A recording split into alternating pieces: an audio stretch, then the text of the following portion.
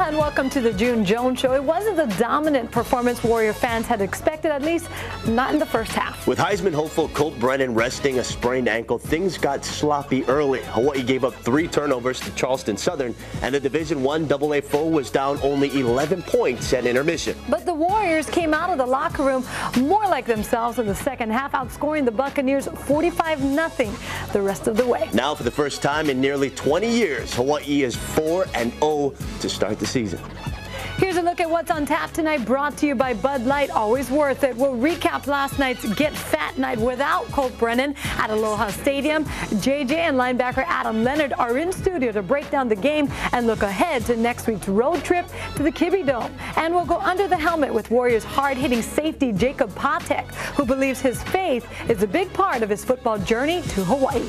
But first, with Colt out, Saturday night belonged to Tyler Grunke, and the junior's first start since 2005 turned out to be a real learning experience. That's tonight's opening drive.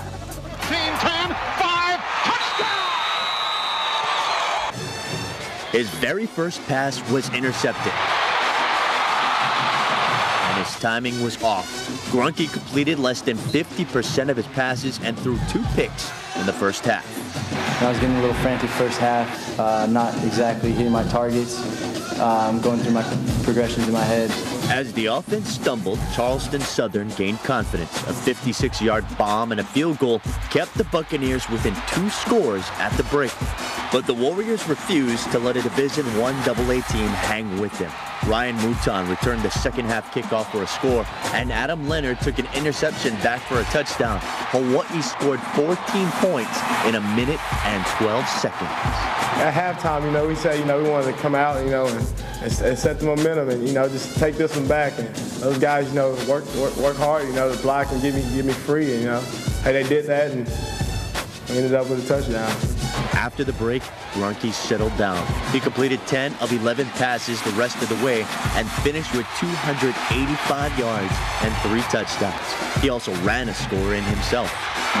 Coach knew how to do it. I knew how to do it. And, we're going to let down everybody's expectations because of what Colt has done here. But, I'm my own person. I make my own plays. The defense made adjustments, and the Buccaneers never saw the end zone after that. And so I'm happy with our performance today. Of course, we gave up points when we didn't want to.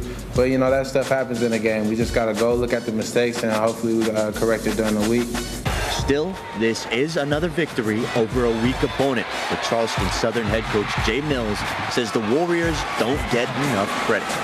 I think Hawaii is probably underrated. There's an intimidation there as far as coming over here.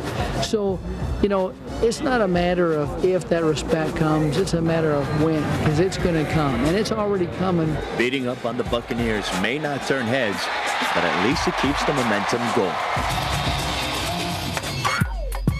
Thanks, Steve. As we take a look inside the numbers, brought to you by the University of Hawaii Federal Credit Union. Even without Colt Brennan, the Warriors offense was still able to rack up 500 yards of total offense. Hawaii cashed in on 3 of the 4 Buccaneer takeaways, good for 21 points, and they did it in front of a home crowd of 34,000 plus.